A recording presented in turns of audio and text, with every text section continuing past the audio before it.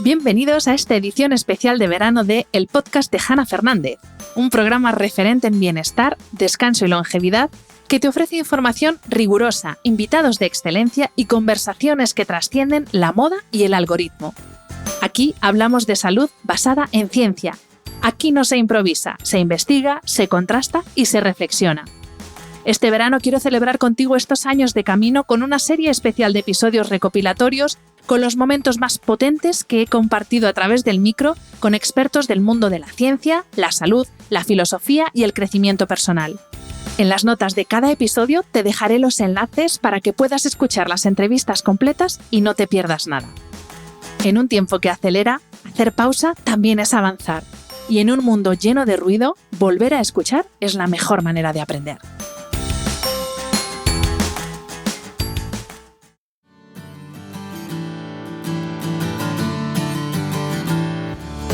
Esta semana he vuelto a invitar a Alejandra para seguir profundizando en ese proceso de autoconocimiento y para aprender distintas herramientas que nos pueden ayudar a trabajar nuestro nivel de consciencia. Alejandra Vallejo Nájera es psicóloga y especialista en terapias de neurofeedback y biofeedback, y además es profesora de MBSR, el programa de reducción del estrés basado en mindfulness de la Universidad de Massachusetts. Es conferenciante, articulista y escritora de numerosos libros. Además es profesora en el IE, en ESIC y en la Facultad de Medicina de la Universidad Autónoma de Madrid.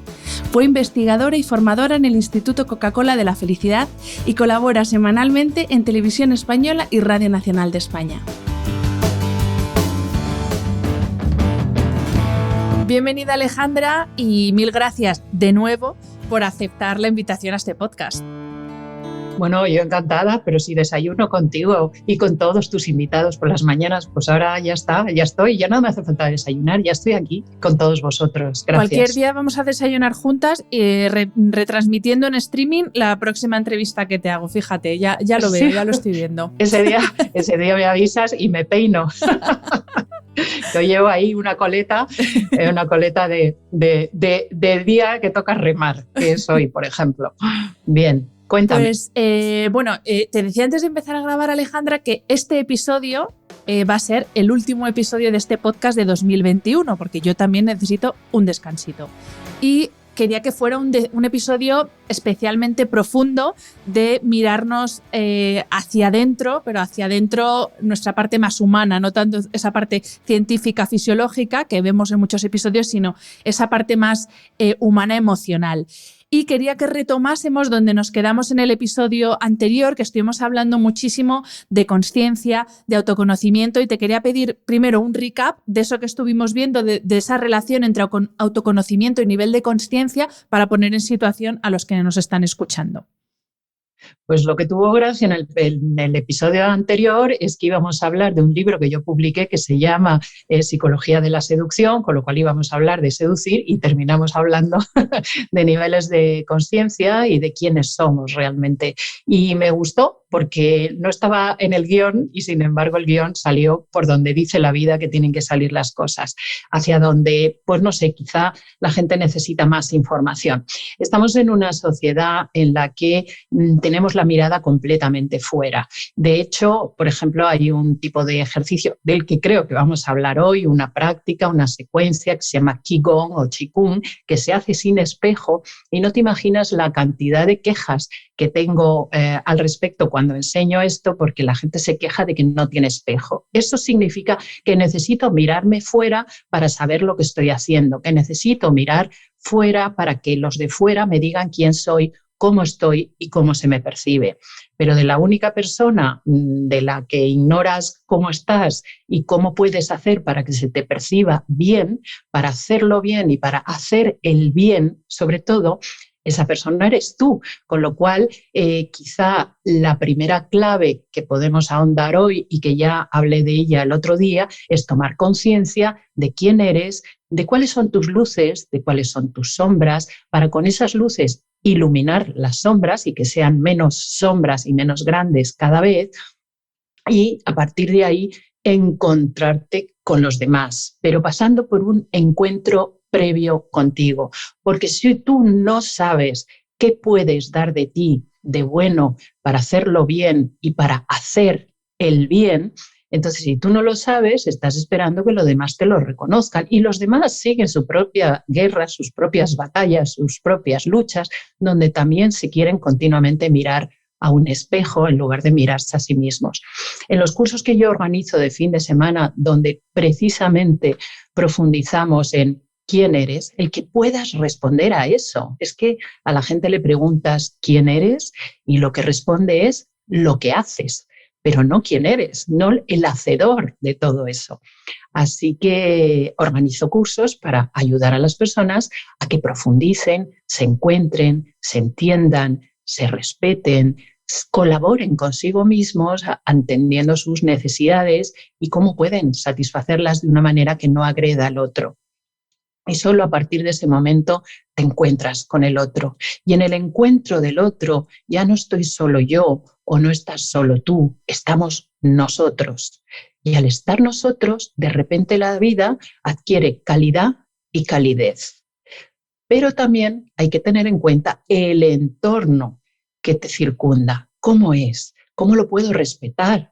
Porque esa es otra. Estamos utilizando, cosificando, hablábamos en el episodio anterior, la cosificación. La sociedad ahora mismo está en busca cosas, agárrate a cosas, ten cosas, guarda cosas, en lugar de disfrutar de la naturaleza tan beneficiosa que hay a tu alrededor y cómo te enseña. Hablaremos de cómo la naturaleza nos enseña muchísimo acerca de emociones y cómo podemos procesar esas emociones en función de lo que la naturaleza nos enseña cuando sabemos mirarla.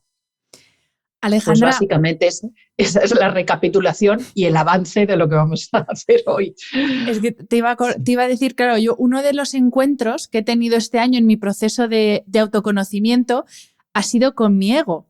Y lo voy a decir aquí abiertamente, sin vergüenza ninguna. A mí es verdad que las cosas en lo profesional, en lo personal también me han ido bien y eso ha alimentado mucho al señor ego, pero claro, también me he llevado unos cuantos zascas que me han herido mucho en mi ego. Y claro, eso de que no le gustas a todo el mundo, pues aunque esa frase la conocemos todos, pero es verdad que duele. Y encima si es una persona perfeccionista como soy yo, que lo de que yo no hago algo bien, como que me cuesta asimilarlo, pues claro, mi ego este año como que no ha estado, no sé cómo decirlo, ha estado un poquito, ha sido un tira y afloja, ¿no? Entre mi ego y yo. Y te quería preguntar si nos puedes explicar, Alejandra, exactamente qué es el ego, porque hay gente que nos dice que es algo bueno, hay gente que nos dice que es algo malo. Claro, en este mundo en el que está todo confundido, yo hay veces que no sé si la que está reaccionando es mi ego o soy yo quien soy realmente. Entonces, ¿qué es esto del ego? Esta nebulosa que todo el mundo habla, pero yo no sé, hay veces que no sé dónde está el límite entre mi ego y yo. Claro, es que para saberlo hay que hacer un trabajo personal. Si no haces ese trabajo personal, te confundes. Y lo que le cuentas a los demás, cuando te preguntan quién eres, lo que le cuentas es quién es tu ego, no quién eres tú, ¿no? Entonces, bueno, pues lo que vamos a dar ahora, si los oyentes me lo permiten, es escoger la carrera de psicología y reducirla a este encuentro que estamos teniendo en una hora. Ojalá sea capaz de explicarlo para que todos lo entendáis. Sin embargo, sí advierto que esto no deja de ser teoría y la teoría es muy bonita, se puede llegar a entender bastante bien, pero hasta que no lo pones en práctica, hasta que no actúas, no hay un cambio en el cerebro y no hay un cambio en el comportamiento. Sin embargo, la teoría desde luego ayuda, da información. Para la formación hay que pasar ya a la acción. Entonces, ¿qué es el ego? El ego es aquello que nosotros, o sea, un bebé recién nacido o muy pequeño no tiene ego. Solamente quiere sobrevivir cuando su mamá, su papá le atienden, le cuidan, le protegen, le alimentan, le abrigan y lo protegen, ¿no? Pero en una edad bastante temprana, ese ser humano que tiene inteligencia y por lo tanto entiende que sí, que no y que es mejor evitar, lo que va a buscar es evitar aquellas situaciones donde se siente apartado, donde se siente ninguneado, porque un bebé es tan sumamente frágil que perdería la vida si no le atienden adecuadamente. La vida, un mamífero, vamos a pensar en cualquier mamífero, animal, pues inmediatamente según nace se puede levantar, sabe ir a buscar a su madre para alimentarse y para estar próximo a la madre. Un bebé hasta los 2 años no habla correctamente, no se expresa correctamente, no se sabe alimentar por su cuenta. Tiene 2 años de vida, con lo cual durante esos 2 años el ser humano va a estar a esas edades muy, muy, muy atento a no perder nada, sobre todo la seguridad que le da la aproximación de sus seres protectores. Y eso es el ego. El ego es la parte de nosotros que no quiere perder nada, que solo quiere ganar y que le está diciendo al prójimo, a los demás, cuidado, conmigo no puedes, o sea, no se te ocurra atacarme, no se te ocurra abandonarme, no se te ocurra quitarme nada, porque eso me da la sensación de desvalimiento, de desprotección y de vulnerabilidad. Hay un momento en la vida en el que el niño pequeño, muy pequeño, volvamos atrás a nuestra infancia primaria, un bebé muy recién nacido, lo que le falta es fuerza física, le falta experiencia, le faltan recursos y le falta inteligencia, que no es otra cosa que nuestra capacidad para resolver problemas. Tiene la inteligencia que tiene, pero todavía a esa inteligencia le falta la epigenética, todo lo que está pasando alrededor, la influencia de sus padres, la casa donde ha nacido, el país donde ha nacido, el tipo de educación y alimentación que puede recibir. Eso todavía no es demasiado potente, demasiado fuerte, con lo cual el vínculo va a ser básico para su supervivencia. Entonces, ¿cómo se garantiza a un bebé que no puede hablar, que no se puede desplazar, que no se sabe vestir? ¿Cómo se garantiza la protección de sus seres superiores que le puedan proteger? Irradiando una ternura y un amor que, como los seres humanos tenemos neurona espejo, vamos a conectar con eso inmediatamente. Creo que cualquiera de nosotros, tanto tú y yo como cualquiera de los que nos esté oyendo, si oímos a un bebé llorando muchísimo en la calle, por ejemplo, aunque no sea nuestro hijo ni sea ningún familiar nuestro, creo que todos nosotros nos acercaríamos a protegerlo, a ver qué pasa con él, cómo podemos ampararlo, cómo podemos protegerlo. Ese bebé, no teniendo nada físico, sin embargo, despierta en nosotros un amor y una calidad en nuestro, o sea, yo creo que conectaría, a no ser que fuéramos muy psicópatas, conectaría con lo mejor de nosotros para dar de nosotros lo mejor para protegerlo. Pero lo que no tiene ese bebé son cosas materiales a su alrededor. A medida que avanzamos a lo largo de los años, ese irradiar amor se va ocultando detrás del acaparamiento de cosas materiales que me permiten, como ser humano, sentirme más fuerte, no sentirme tan vulnerable.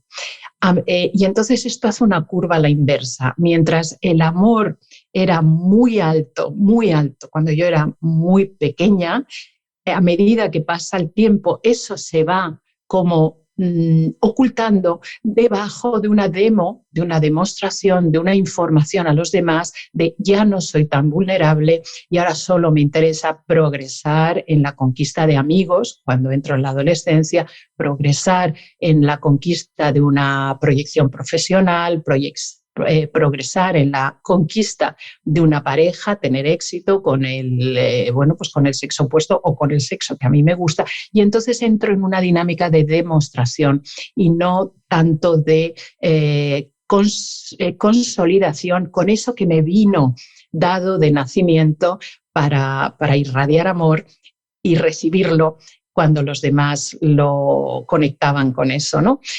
Pero llega un momento en la edad y esa etapa de acaparamiento de cosas que tenemos a nuestro alrededor es una etapa interesante. No tenemos que enjuiciarla o denostarla, y eso es el ego. Pero llega un momento en la vida, por ejemplo, en el que estoy yo, donde he pasado ya el medio siglo de vida, donde los intereses van cambiando. En algunas personas, en otras desgraciadamente no. Y eso es crecimiento personal y eso es madurez. Cuando ya me doy cuenta de que todo eso que he conquistado no me llena del todo, que tiene que haber algo más. Y es el momento en el que yo puedo volver la vista a aquello que traía de origen, y a lo largo de los años de poner totalmente el foco fuera, he ido perdiendo esa esencia que a través de la cual recibía el amor de los demás, dando amor a otros. Y es el momento en el que puedo plantearme aprender quién soy, para poder definir no lo que hago y quién es mi ego, sino realmente quién soy. Decía Lord Byron que en la vida hay 4 cosas que realmente son importantes, pero no te das cuenta hasta que haces ese trabajo de crecimiento personal. Y él preguntaba, ¿qué es lo más sagrado en la vida? ¿Qué es lo más trascendental en la vida? ¿Qué es aquello por lo que merece la pena realmente vivir? ¿Y qué es aquello por lo que hay que morir? Y curiosamente, la respuesta es la misma para las 4 cosas. Ahí te lo dejo. ¿Tú qué dirías? La misma respuesta para qué es lo más sagrado, qué es lo más trascendental, para qué merece la pena vivir o por qué merece la pena vivir y por qué merece la pena morir. ¿Qué dirías tú? ¿Qué dirían los oyentes? A mí es Te que pongo a prueba, ¿eh? se me ocurren muchas cosas, pero que giran en torno al mismo concepto, y me voy al amor, a el sentirme querida y querer. Todo lo Pues demás. efectivamente. Sí. Efectivamente, fíjate que las 4 cosas coinciden en la misma respuesta, el amor. Lo más sagrado es el amor, lo más trascendental es el amor, porque te saca de ti para encontrarte con el otro, y en ese momento recibes del otro, como cuando éramos bebés, igual. Y fíjate cómo el ego no te permite demostrar a los demás vulnerabilidad, que eso es lo que hacen los niños pequeños. Precisamente mostrando su vulnerabilidad, obtienen la entrega, el amparo, la protección, la calidez y la calidad en el encuentro de cualquiera de nosotros, y cualquier adulto se siente muy satisfecho de poder amparar a un bebé precisamente porque es vulnerable, ¿no? ¿Y por qué merece la pena vivir? En definitiva, por amor. Qué gran patología siente la persona que no sabe dar amor, que no sabe amar y que no sabe cómo recibir amor. ¿Y por qué merece la pena morir? Desde luego por amor. Es la Es mejor muy de Lord manera, Byron sin eso, duda sí, alguna. sí, sí. Es muy Lord Byron. Sí, Absolutamente. sí, sí.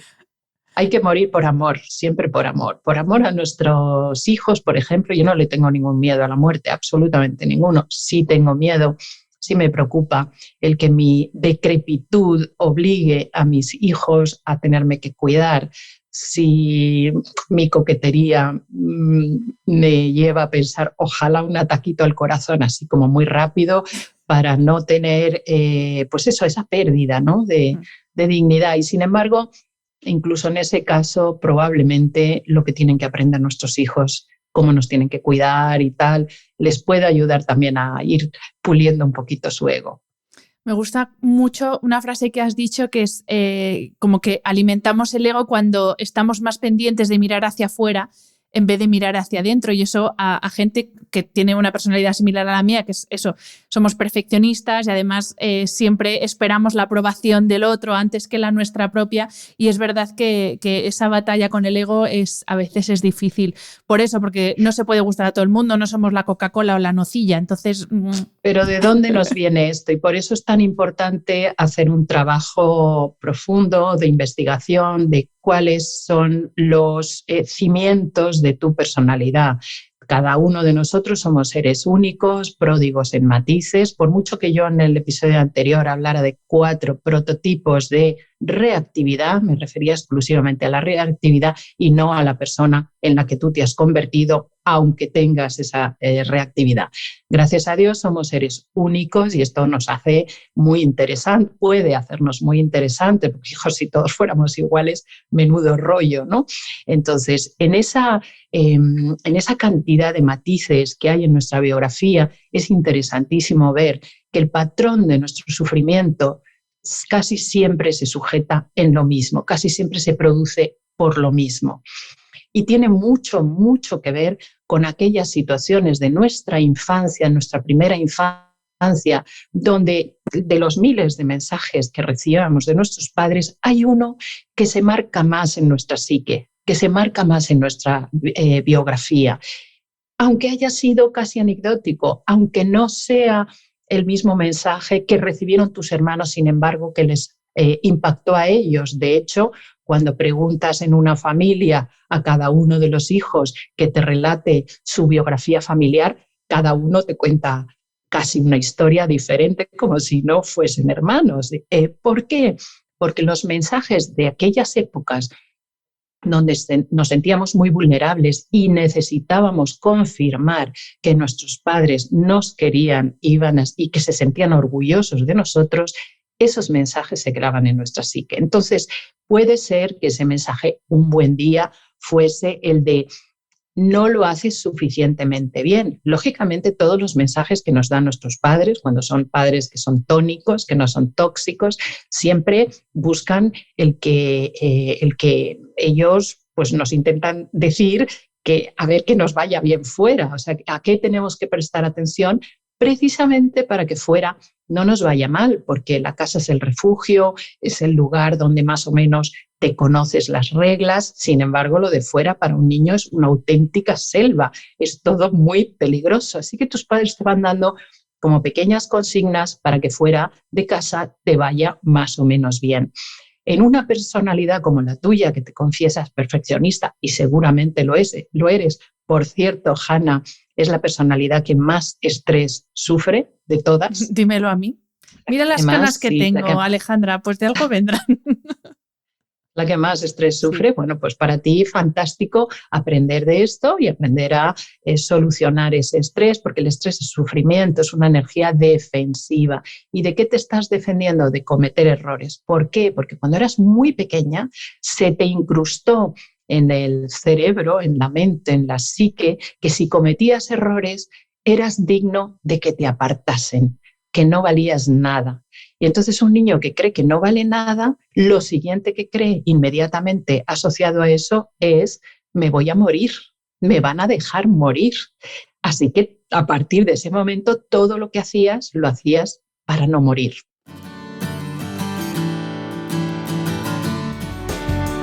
Ana Ibáñez es otra mujer sabia, ingeniera superior química, exnadadora de alto rendimiento, piloto de helicóptero, emprendedora y coach ontológica.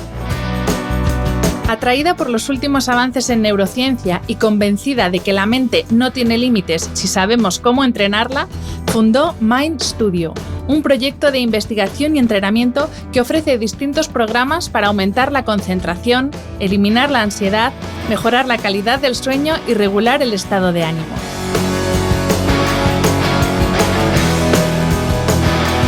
No me canso de repetir que la salud y el bienestar residen en el equilibrio entre la actividad física, un buen descanso, la gestión de nuestro estrés y llevar una alimentación equilibrada.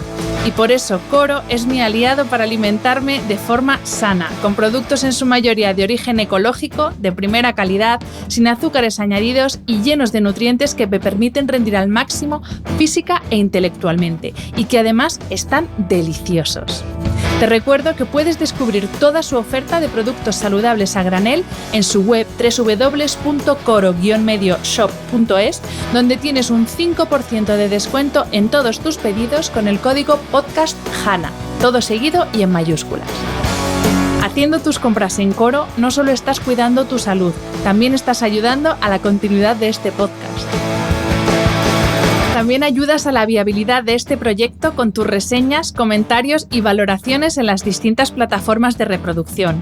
No te olvides de compartir el contenido adicional que subo a mis redes sociales y a mi página web con aquellas personas a las que crees que les puede ayudar, indicando que te gustan mis publicaciones y comentándolas para dar visibilidad a mi trabajo. Mil gracias por tu apoyo como siempre y ahora sí os dejo con la entrevista. Bienvenida, Ana, y mil gracias por aceptar la invitación a este podcast. Hola, Hanna. Bueno, gracias a ti por invitarme. Feliz de estar aquí y hablar de temas muy interesantes y espero que sea muy útil para los oyentes. Seguro que va a ser útil, porque a mí ya hay personas que me han preguntado por redes qué es esto del entrenamiento cerebral, así que ya te digo yo que va a ser útil. Pues genial. Ana, seguro que todos los que nos están escuchando, o la mayoría, han oído alguna vez una célebre frase de Santiago Ramón y Cajal, que es: todo ser humano, si se lo propone, puede ser escultor de su propio cerebro. Es decir, que nosotros mismos podemos dar forma a nuestro cerebro, ¿no? Explícanos qué quiere decir esto y sobre todo explícanos ese concepto que también habrán oído algunos de plasticidad cerebral, pero ¿qué quieres decir eso así para que lo entendamos? Fantástico, sí. Bueno, es que el doctor Ramón y Cajal realmente fue un visionario y yo creo que le podemos meter dentro de esta generación y de este Olimpo de sabios, y hemos tenido mucha suerte de que él viera cosas que en ese momento eran intuitivas. Entonces no le faltaba ninguna razón y él intuyó que nosotros podíamos esculpir nuestro propio cerebro. ¿Y qué significa eso? Bueno, pues significa que estas células cerebrales, que se llaman neuronas, pueden cambiar y cambian a través de los aprendizajes que vamos adquiriendo a lo largo de la vida. Y eso es no solo nos abre un horizonte increíble, porque nos saca quizás de esa teoría determinista que había antes, de que nosotros somos según cómo nacemos y nos tenemos que aguantar con aquellas características que tenemos por nacimiento y que en cambio las podemos cambiar. Así que Ramón y Cajal, por suerte, esto lo vio. Ya en el 1884 es conocido que en una conferencia en Londres, en el Royal Society, dejó fascinados a todos los científicos porque él dijo ahí, bueno, señores, yo he descubierto que en las neuronas hay unas pequeñas ramificaciones que se llaman espinas dendríticas y que estas espinas dendríticas, estas ramificaciones, crecen en función de lo que vamos aprendiendo y también decrecen. Entonces, esto es móvil y eso fue fascinante. De hecho, este señor pues, es el padre de la neurociencia. Y efectivamente, entonces nosotros podemos esculpir nuestro propio cerebro y trayendo también a otro grande como es nuestro filósofo español Ortega y Gasset, podemos decir que el ser humano no es un participio, sino un gerundio, como decía él, o sea que el ser humano no está hecho, sino que está haciéndose. Y eso es la plasticidad cerebral, que en el fondo, trayéndolo a palabras como muy simples, es la capacidad que tenemos cada uno de nosotros de modificar nuestras estructuras cerebrales. Y las modificamos en función de lo que vivimos, las modificamos en función de las experiencias, por supuesto a través de la educación e incluso ahora se sabe que hasta la parte genética neuronal también la podemos modificar, porque en función de qué parte genética activamos o no activamos, pues bueno, somos de una u otra manera. Eso se llama la epigenética, que es un campo fascinante que hay ahora. Así que, bueno, este es un mundo que empezó Ramón y Cajal y que ahora, pues, claro, tiene muchísimo por descubrir todavía. Además de esculpir nuestro propio cerebro, también podemos entrenarlo, que es lo que hacemos las personas que trabajamos contigo y es lo que vamos a intentar, bueno, no vamos a intentar, vamos a explicar hoy cómo se puede entrenar el cerebro, porque yo, bueno, ya contaré mi experiencia personal a lo largo de la entrevista, pero para mí ha sido como, pasar de la oscuridad y de la nubosidad a la claridad. Así que explícanos cómo se puede entrenar el cerebro. Claro, bueno, está muy bien cómo lo planteas tú, porque es verdad que sientes cuando te entrenas que pasas a una claridad, ¿verdad? Como a una agilidad mental o, no sé, como que te quitas peso. Sí, bueno, entrenar el cerebro consiste en lograr que pueda armonizarse. O sea, lo que nosotros buscamos cuando entrenamos el cerebro es hacer unos ejercicios por repetición en el que las frecuencias cerebrales, ya os voy a explicar lo que son las frecuencias cerebrales así de una manera muy sencilla, bueno, pues nuestras frecuencias cerebrales se armonicen.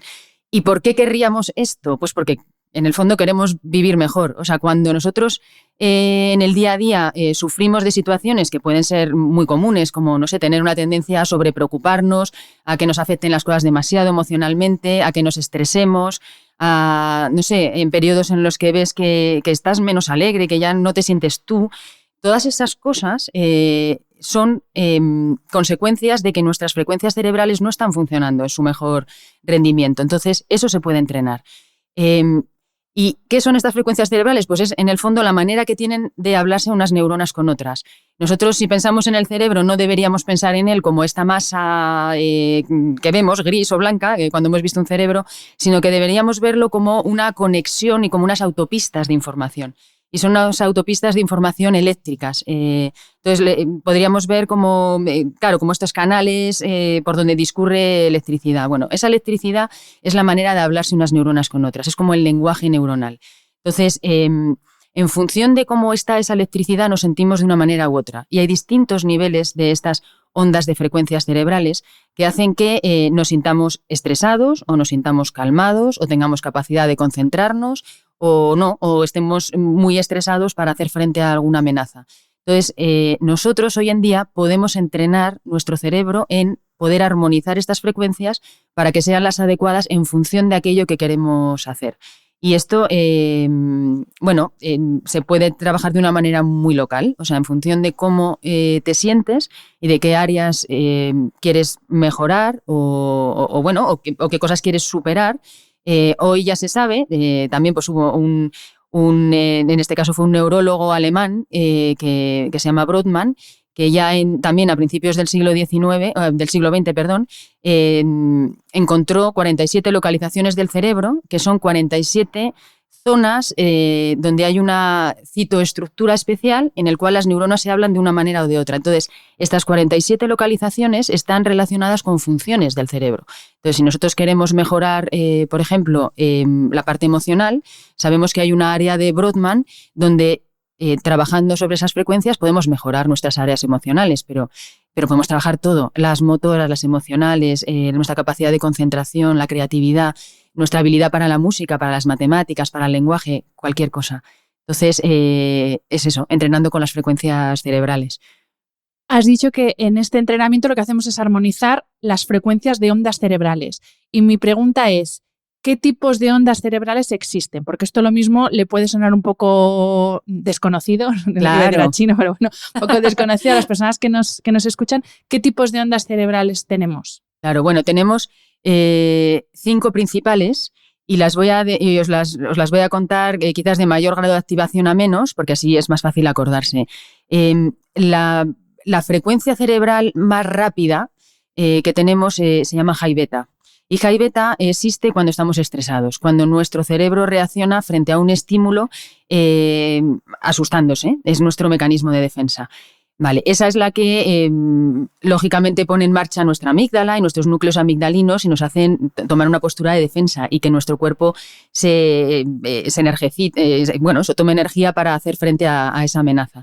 Entonces, high beta está muy presente en nuestro día a día, mucho más de lo que pensamos y bloquea muchas partes cerebrales porque funciona demasiado. La siguiente frecuencia se llama beta y beta a mí me gusta decir que es la de la concentración, es la que nos permite salirnos del mundo y centrar todo nuestro input sensorial y el cómo estamos procesando la información de una manera más concentrada.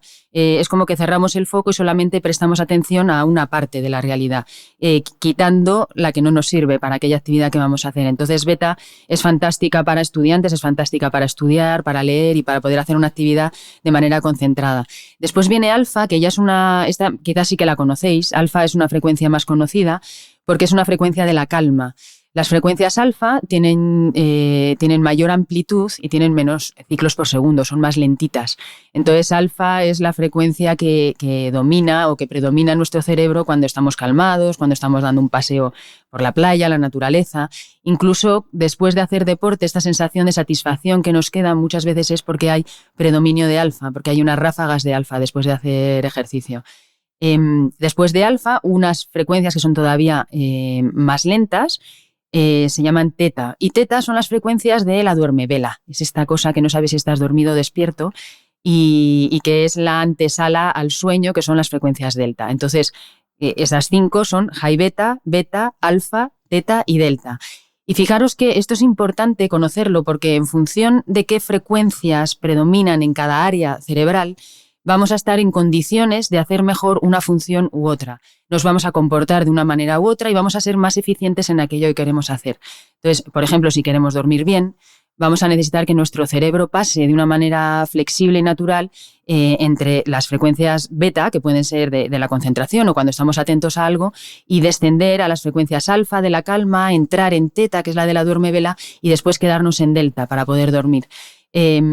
O si necesitas estar creativo y que te vengan buenas ideas, las mejores frecuencias para estar ahí son alfa, son las de la calma. E incluso las frecuencias entre alfa y teta pues, están muy asociadas con grandes ideas, con creatividad, con un fluir que hace que tu cerebro esté como más abierto a generar ideas brillantes. Entonces, Ana, para que nos entiendan lo que nos están escuchando, y ahora voy a hablar un poco de mi experiencia personal. Yo cuando llegué a Mind Studio estaba en high beta todo el rato. Así, para explicarlo así de forma sencilla. Es para que nos entiendan, porque hay muchas personas que, como yo, sienten que están todo el día como en un estado de activación. Es una mezcla entre activación, ansiedad, agitado, estás como inquieto, como incómodo. ¿Eso es porque estamos demasiado tiempo o estamos manteniendo esas ondas high beta en un tiempo demasiado prolongado y no somos capaces de pasar a esas otras frecuencias como más calmadas, ¿no? Eso es, tal cual lo has explicado, eso es. Cuando es normal, cuando nos entrenamos, igual que tú la primera vez y cualquier persona que se entrena, y yo también cuando me entrené por primera vez, lógicamente en nuestro cerebro hay demasiada cantidad de estas high beta, ¿vale? Porque, y es normal, porque nuestro cerebro está acostumbrado a defenderse. En primer lugar, nosotros estamos vivos porque sabe defenderse frente a las amenazas. Entonces, toma esa decisión de estar bastante alerta. Entonces, claro, lo normal cuando te empiezas a entrenar es que high beta esté alojada en muchas áreas cerebrales donde no hace falta. ¿Qué pasa? Que cuando te empiezas a entrenar, le enseñas a tu cerebro a ir de esas frecuencias high beta e ir bajando a otras que son más ad hoc o más específicas para aquello que quieres hacer. Lo normal y lo bueno es poder mantenerse en frecuencias beta para hacer aquellas actividades que requieren nuestra atención, pero que nuestro cerebro enseguida pueda pasar y desconectar de estas frecuencias beta e ir más rápido a las de la calma, a alfa. Y eso es lo que nos permite, que yo creo que es una de las cosas que tú has ido experimentando, es estar muy atenta, concentrada, sintiéndote muy eficiente cuando lo necesitas, pero que de repente te resulta más fácil desconectar y disfrutar un poco más del descanso. No sé si tú has vivido eso, Hanna. He vivido eso, y sobre todo algo que os va a hacer gracia, pero lo he notado muchísimo, es que yo entraba como en pánico / estrés en situaciones cotidianas de lo más absurdas, como por ejemplo llegar al supermercado y no encontrar lo que justo iba buscando al supermercado. Entonces yo sí que he notado que no me entran pues ese cabreo monumental o es como, bueno, pues nada, no hay esto, pues cojo lo otro, que eso me lo decías tú, que llegará un momento en que pum, eso te da igual. Y efectivamente hay situaciones que para mí se convertían en estresores cuando no eran un estresor en absoluto, y sí que he notado que ya no son tan estresantes. Efectivamente, sí. Es que eso que has sentido, en el fondo, ahora volviendo a hablar de lo que hablamos de la plasticidad cerebral, en realidad lo que estás consiguiendo es que tu cerebro funcione de una manera más sofisticada, funcione conectando áreas cerebrales más sofisticadas, más avanzadas, que te permiten tomar perspectiva. Entonces, es verdad que estas situaciones que tú te das cuenta que son absurdas y no puedes evitar reaccionar de una manera que tú sabes que estás sobrereaccionando. Bueno, eso ocurre porque las conexiones neuronales y estas autopistas neuronales, esto que os decía que son como, en vez de imaginar esta masa, son como estas autopistas, bueno, pues de manera natural tenemos mucha facilidad para que algo que nos contraría nos conecte con la amígdala. Y que eso es automático, o sea, que frente a algo que no te gusta, conecta con la amígdala. Y eso lo que hace es como hacer más surco. Esto es, las neuronas cuando se hablan es como que hacen un surco, estas autopistas las marcan más. Entonces, frente a algo que es absurdo, reaccionas de igual manera de algo que es bastante grave, porque esa autopista ya está generada. Entonces, cuando tú te entrenas, estás borrando un poco esa autopista para lo que es absurdo, porque lo que estás haciendo es conectar un área cerebral, bueno, dos en realidad, que son las más sofisticadas y que son las que hacen al Homo sapiens pues ser el ser extraordinario que somos, y que son los prefrontales, la corteza prefrontal. Entonces, cuando los prefrontales funcionan bien, frente a algo que a ti no te gusta, en vez de hacer la autopista y llamar a la amígdala y decirle, oye, peligro, peligro, defiéndete, lo que hace es conectar con el prefrontal, y el prefrontal es como que lo analiza, y entonces ve esta situación y dice, espérame, esto no merece este grado de activación. Tomo perspectiva. Esto es como contado de una manera muy simple, pero en el fondo lo que te está pasando es eso, que estás activando tus prefrontales. Entonces tenemos dos, el derecho y el izquierdo, y eso es lo que nos hace ser, pues es que vivir mucho mejor, porque ambos prefrontales, cada uno de una manera, lo que te hacen es dar perspectiva sobre las situaciones y darte ese tiempo que son estos mili o microsegundos en los que en vez de reaccionar de una manera, reaccionas de otra. Y eso se nota mucho cuando te entrenas. Desde luego.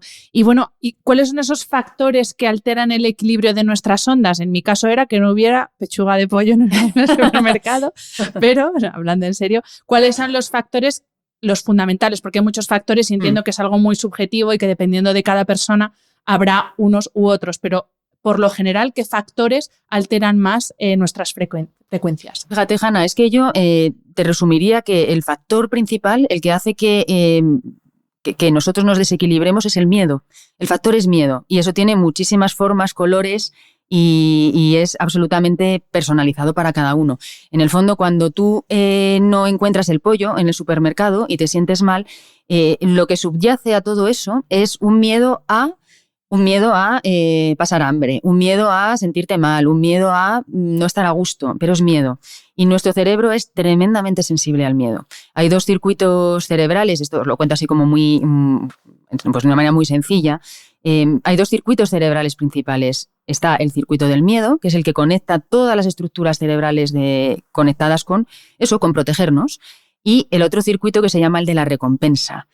Me gusta llamarlo recompensa, que es como se conoce científicamente, pero se puede llamar también de motivación. Y nuestro cerebro tiene que elegir siempre cuál elige. Si elige el del miedo, que es el que elige cuando tú no encuentras pollo y te sienta mal, o si elige el de la recompensa o el de la motivación, que es el que te permite decir, bueno, pues no hay pollo, pero igual encuentro otra cosa. Y entonces te lleva a otras alternativas. Entonces, el miedo vence siempre en primera instancia. Y si tú no tienes tus estructuras cerebrales, estos caminos neuronales como muy fluidos para que enseguida conecte con el prefrontal y te saque del miedo, pues lógicamente lo que hace es quitarte perspectiva y llevarte a desestabilizarte. Y eso es lo que desestabiliza más nuestras frecuencias. Entonces, a todo, si pensáis, detrás de cualquier situación que no os gusta o que os hace sentir mal, es porque hay algo de miedo. O sea, siempre connota en miedo. Y Ana, ¿cómo sabemos si nuestro cerebro está cómodo? Que es una expresión que tú utilizas mucho en redes, que quiere decir que funciona correctamente.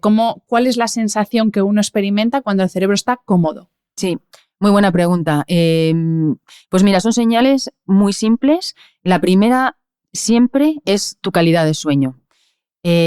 Cuando tus frecuencias cerebrales no están fluyendo bien, no son flexibles para pasar de unos estados a otros, en lo primero que lo notamos es en el sueño, porque el sueño exige una flexibilidad grande para pasar de estas frecuencias que son más altas, más rápidas, de beta, de high beta, por supuesto, alfa, o sea, necesita bajar a unas frecuencias que son muy lentas. Entonces, si te cuesta conciliar el sueño, te metes en la cama y no te puedes dormir en un tiempo razonable, no más allá de 30 minutos, te despiertas en mitad de la noche y no sabes por qué, o te despiertas cansado, ahí tienes una señal muy clara de que tu cerebro no está cómodo y que tus frecuencias no están equilibradas.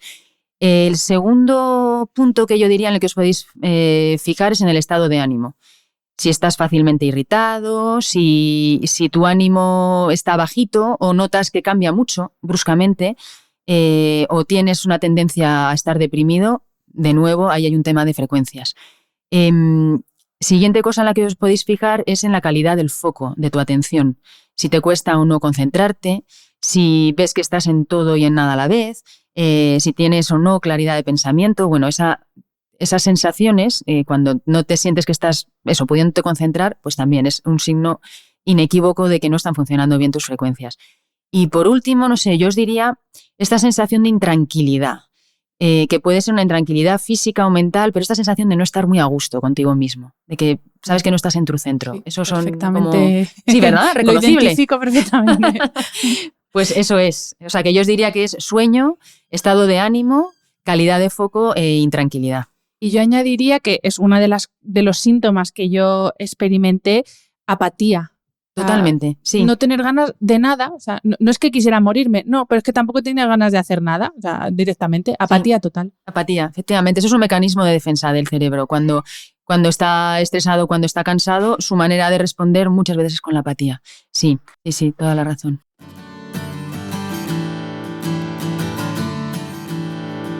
El 19% de las muertes que se producen en España cada año se deben a enfermedades neurológicas. pero ni desde las instituciones ni nosotros mismos a título individual estamos haciendo mucho por evitarlo. Más bien todo lo contrario. Estamos forzando la máquina de forma muy peligrosa. Quizás porque pensamos que nuestro cerebro es eso, una máquina que podemos optimizar y exprimir, sin prestarle la atención y los cuidados que necesita. En el episodio de esta semana volvemos a adentrarnos en el alucinante mundo del cerebro y la neurociencia para aprender a cuidarlo. ¿Cómo y por qué envejece nuestro cerebro? ¿Está preparado para las profesiones digitales? ¿Es posible ampliar nuestra reserva cognitiva? ¿Cómo puede ayudarnos la música a cuidar de nuestro cerebro?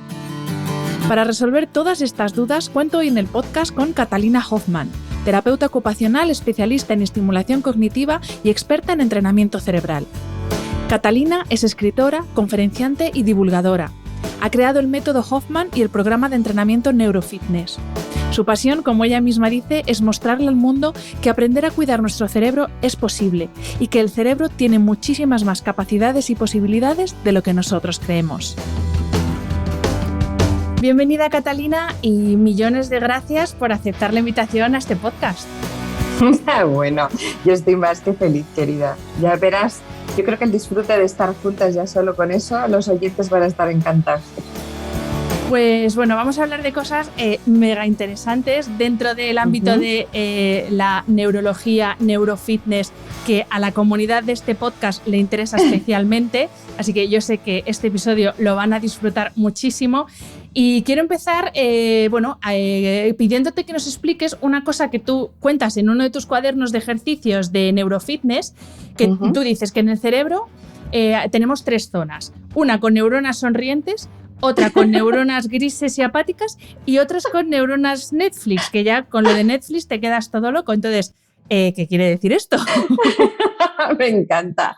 Pues mira, sí, a lo largo de toda mi carrera y estos más de 20 años que llevo estudiando el cerebro, ¿no? Como tú muy bien dices, la neurociencia, es verdad que es un campo tan desconocido, pero a la vez tan gratificante, que por eso he podido llegar a estas conclusiones. Pues como tú muy bien dices, tenemos en nuestro cerebro una zona que se llama la zona neuronal de neuronas sanas activas. ¿Qué quiere decir esto? Bueno, muy fácil, las que utilizas siempre. Las que tienes que utilizar en tu día a día debido a tu infancia, tu adolescencia, tu aprendizaje, lo que has estudiado, lo que necesitas. Esos son neuronas que han estado y están en constante recarga.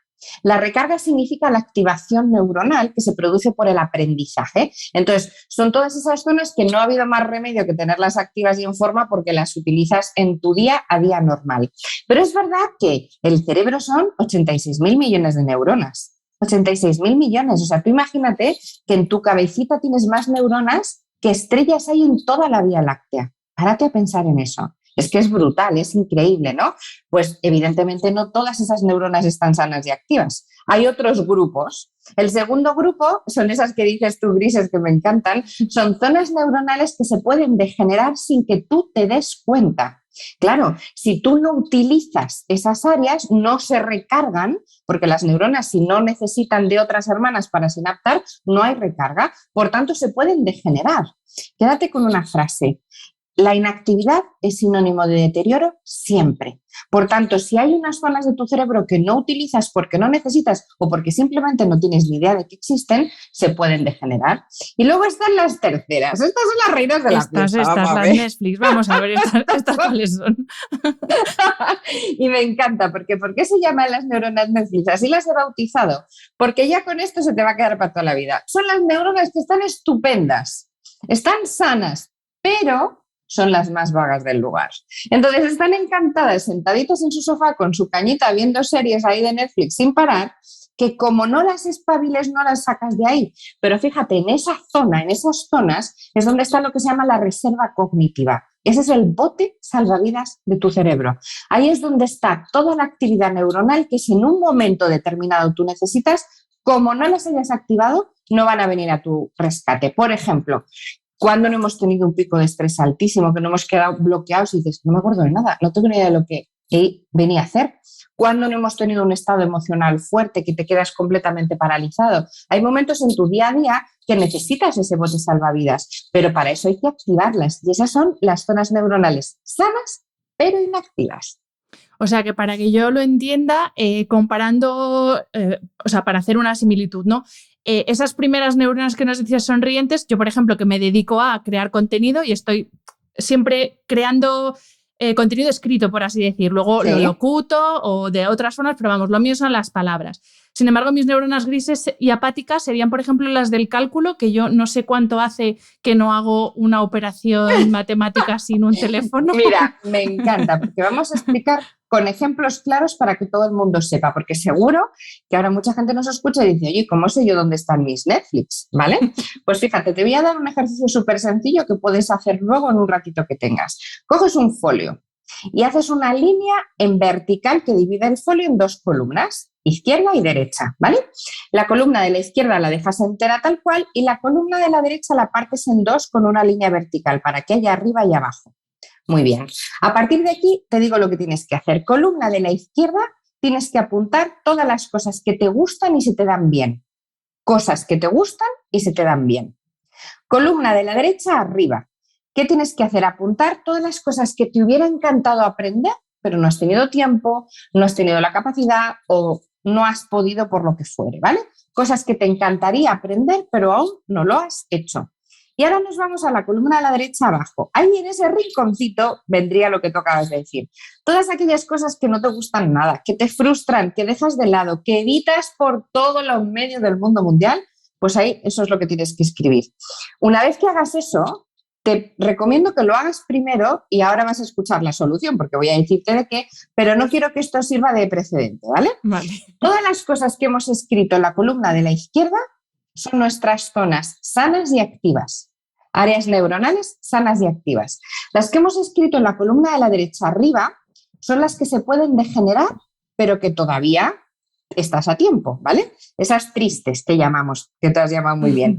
Y las de la columna de la derecha abajo, ahí están tus Netflix, querida mía. Esas son las zonas que son neuronales, sanas, pero inactivas. ¿Qué tengo que hacer? Me vas a decir, Cata, ¿me dices que me voy a tener que poner a hacer todo lo del mundo mundial? No.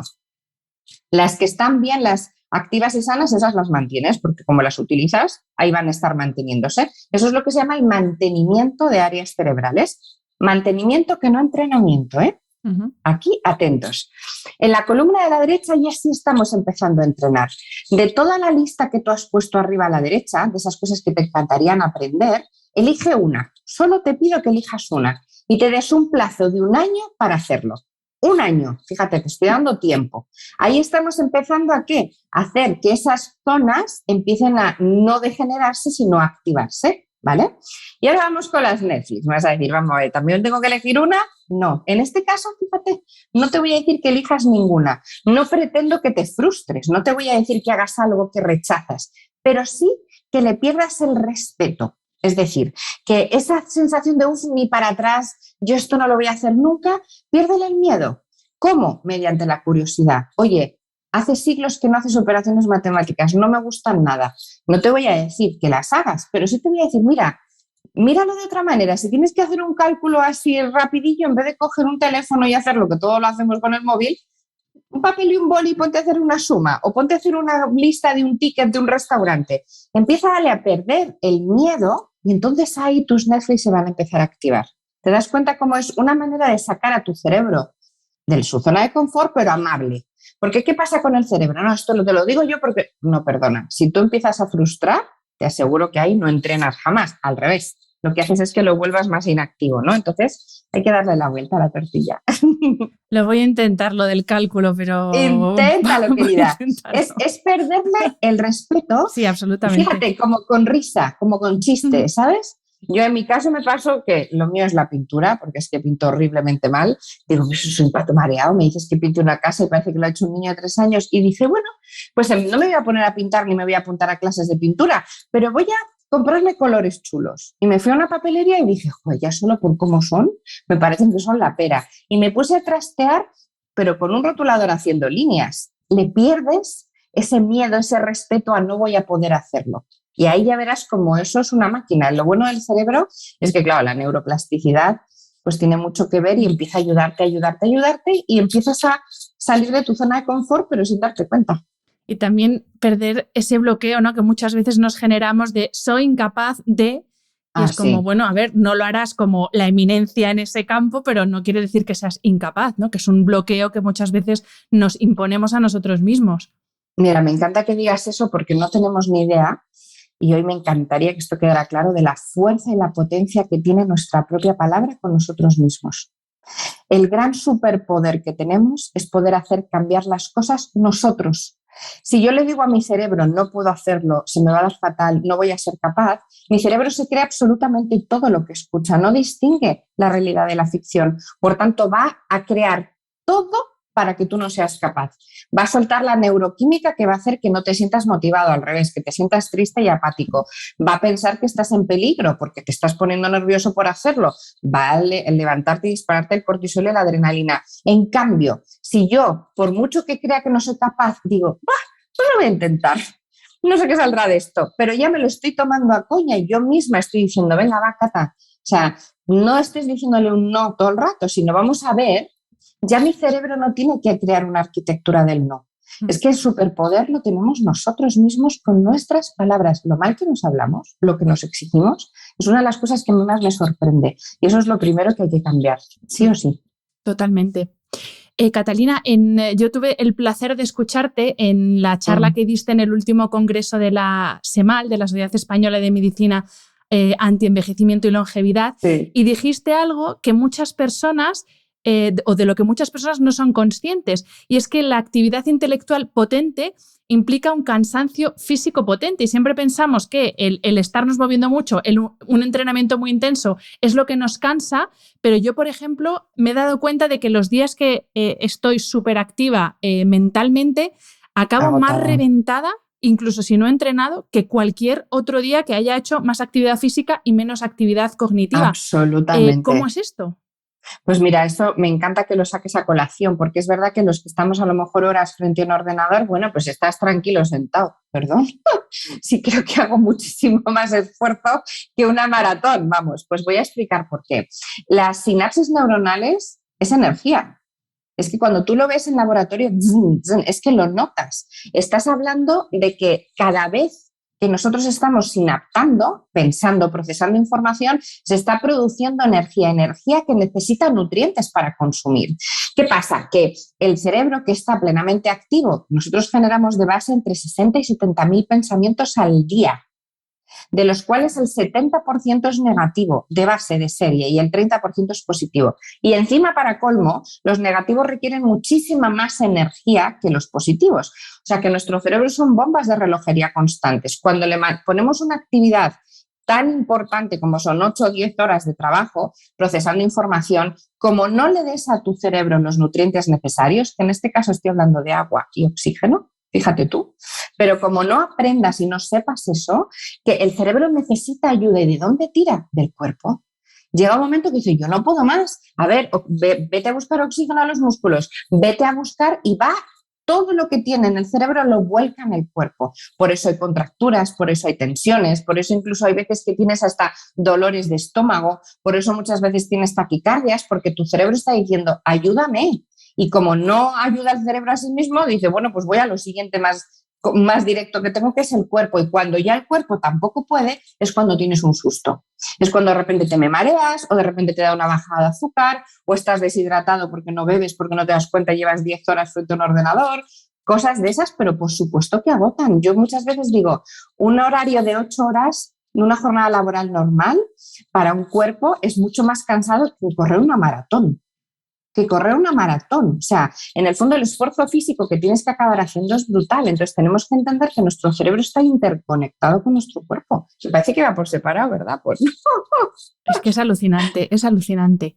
Y bueno, Catalina, tú estás especializada en el estudio del envejecimiento del cerebro, y es algo que, es un campo que a mí me interesa especialmente, sobre todo porque creo que todavía estoy a tiempo de prevenir ese todo el mundo. Vamos, efectivamente, todo el mundo, porque nunca es tarde para empezar a cuidarnos. Pero, ¿cómo es ese proceso de envejecimiento? ¿En qué se traduce? ¿En que esas sinapsis de las que nos hablabas disminuyen? ¿En que se mueren las neuronas? ¿En que ya no nacen neuronas nuevas? ¿En qué significa que el cerebro envejece? Me encanta.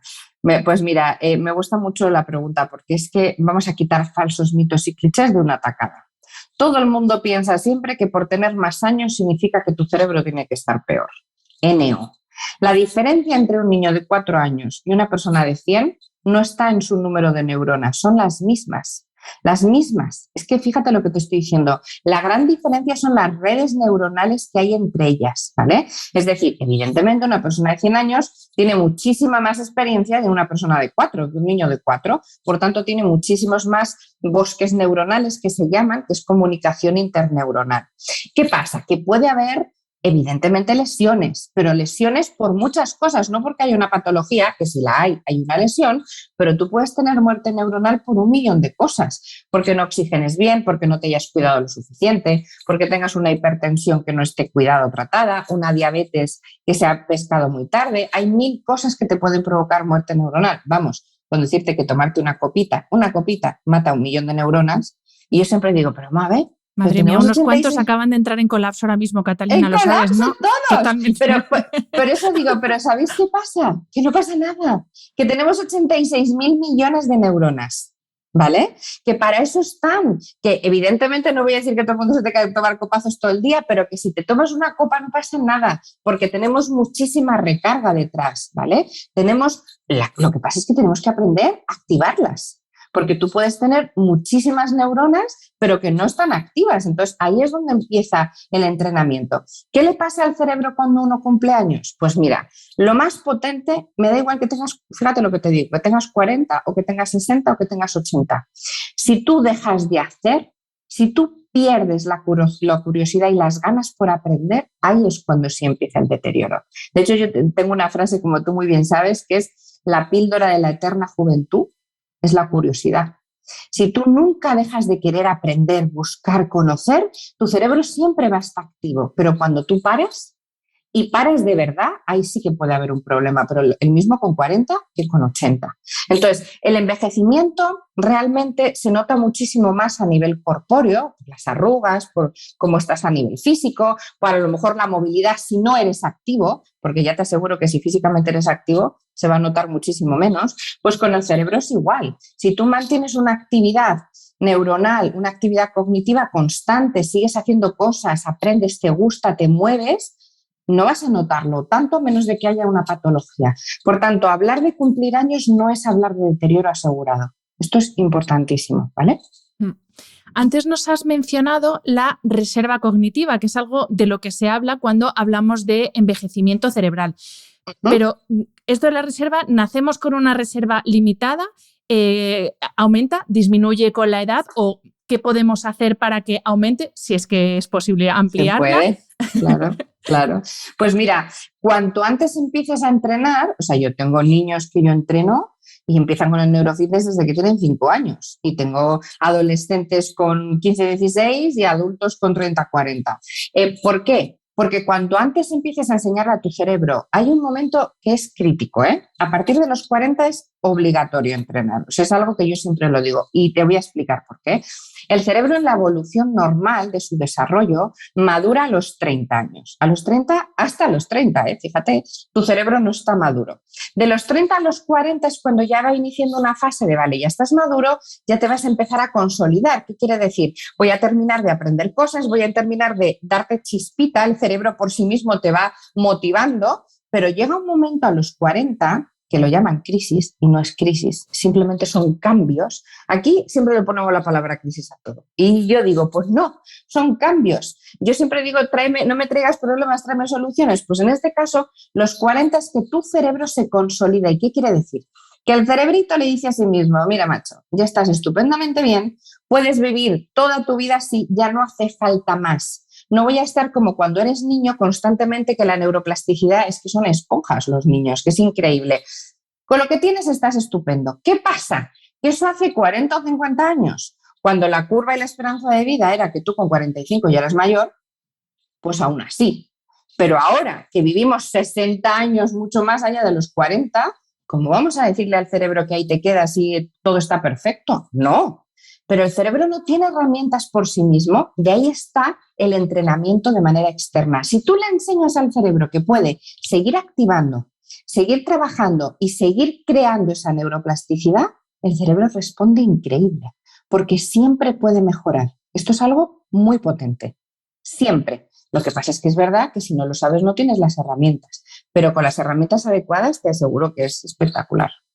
A propósito de esto, Catalina, mira, yo acabo de cumplir 40 años, así que me aplicó el cuento, pero claro… ¡Qué jovencita, qué jovencita! Yo te he leído que trabajar no vale como activación del cerebro, que los sudokus tampoco. No. Y digo, vale, ¿y entonces qué hago? Porque es que yo ya, digo, si yo estoy todo el día dándole a las neuronas y lo que necesito es que mis neuronas descansen un poco.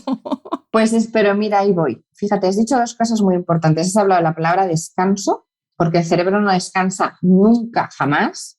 Y ver la tele no es que el cerebro descanse y de repente capacidad no es que el cerebro descanse. O sea, el cerebro solo descansa cuando lo metes en lo que se llama el silencio neuronal, que te voy a explicar muy bien qué es. Y luego has dicho, vale, pero ¿y qué tengo que hacer si yo ya trabajo mucho? Con lo que te he explicado antes ya te das cuenta que tú trabajas un montón, pero tú lo único que estás trabajando son tus zonas sanas y activas, porque son las que estás utilizando y evidentemente te agotas, porque estás dedicándole mucho esfuerzo.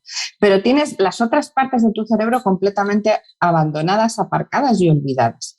Por tanto, ¿por qué hacer un sudoku no es entrenar tu cerebro? Porque si tú eres una persona que siempre hace sudokus, que muchas veces me dicen, no, si yo todas las semanas hago un sudoku, una sopa de letras, ¿qué estoy haciendo?